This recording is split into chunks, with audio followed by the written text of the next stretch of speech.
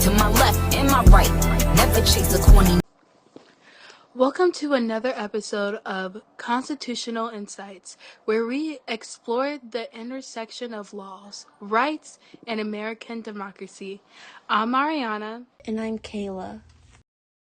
Today we're talking about a topic that has shaped the landscape of American law for generations: how the Supreme Court has balanced civil liberties and civil rights over time.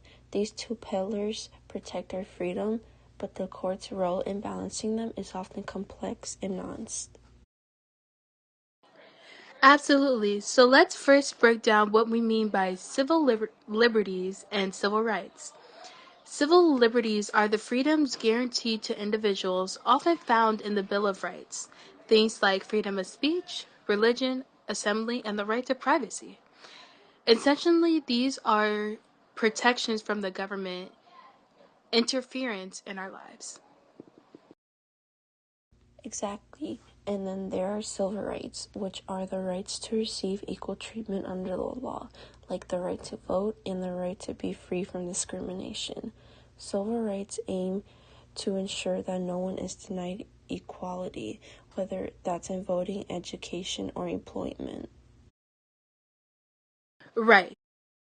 So the question we're exploring today is, how has the Supreme Court navigated the line between protecting individual freedoms while also ensuring equal treatment and protection against discrimination?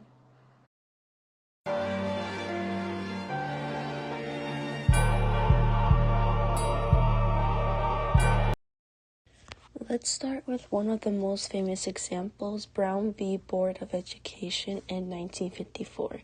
This case was a major turning point for the civil rights in America, especially when it came to racial equality. Before Brown, there was the Plessy versus Ferguson decision in 1896, which upheld the idea of separate but equal in public facilities. But in Brown, the Supreme Court ruled that segregation in public schools was inherently unequal. This was a huge civil rights victory because it really directed the challenge of racial discrimination in education. Right, and in doing so, the court was balancing civil liberties and civil rights. On one hand, they were upholding the civil liberty for children to receive an equal education. On the other, they were enforcing civil rights by protecting children from discriminatory right actions of the state, which was enforcing segregation. Exactly. It wasn't just about public education. It set the stage for many more challenges to discrimination practices in other areas of society, from voting to employment.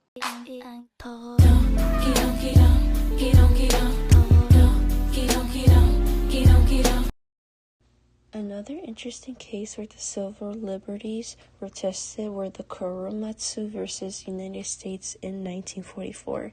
This was a situation where the court had to weigh national security against individual rights. During World War II, the government ordered the internment of Japanese Americans, arguing it was necessary for national security. The court unfortunately upheld the decision at the time, ruling that the government's wartime actions were justified. This was a clear example of how the court sometimes prioritized national security over individual liberties. Right, and this decision is often criticized for the harm it caused to innocent citizens based purely on their ethnicity. It highlights a moment where civil liberties, specifically the right to be free from unjust imprisonment, were overshadowed by the fear of national security risk. Thankfully, this case was eventually overturned in the public opinion, and in more recent years, the court has moved away from justify such actions under the guise of security. 'Cause after the storms, when the flowers bloom. Call it what you mean. I take. Today, we will see the Supreme Court trying to balance civil liberties and civil rights in cases involving issues like free speech, LGBTQ rights, and reproductive freedoms. For example, in cases like Birchfeld v. Hodges in 2015, which legalized same-sex marriage, the court was expanding civil rights while also affirming the civil liberties of marriage equality. Right, and it's a constant balancing act. Sometimes the court leans towards protecting the individual from government interference, like cases in free speech or privacy. But in other cases, they focus on ensuring equality, like when they strike down discrimination laws or practices. It's not always easy for the court to balance these competing interests, but at the heart of it, it's about ensuring that Americans have the freedom to live under their lives without undue interferences, while also ensuring that they are treated equally under the law. So, to wrap up, the Supreme Court has played a vital role in balancing civil liberties and civil rights. And while the balance has shifted over time, the fundamental goal remains to protect both individual freedoms and equality.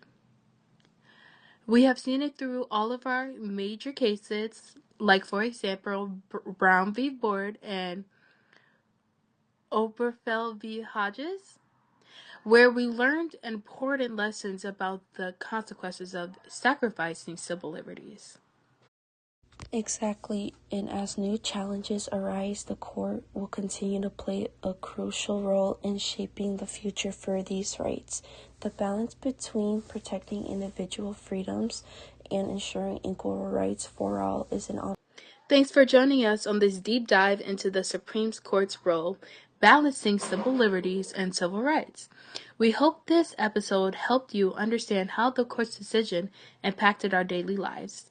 Stay tuned for more insights on future episodes.